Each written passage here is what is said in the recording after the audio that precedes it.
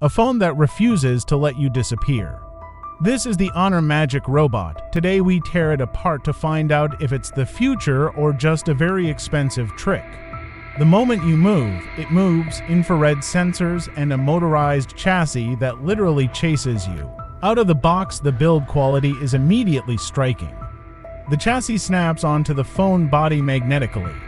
Under the glass, for omnidirectional wheels driven by individual Hall effect motors reporting positional feedback to 100 times per second.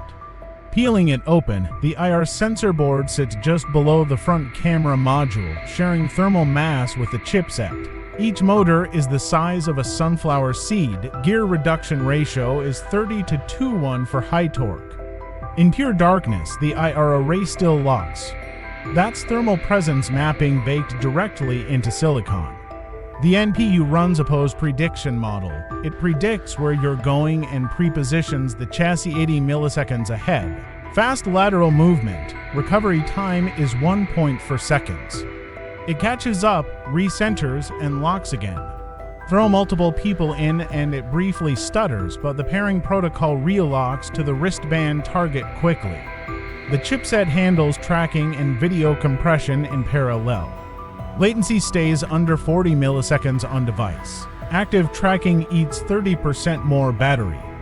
For a full day of use, you will need the charging dock. For content creators working alone, this is genuinely useful.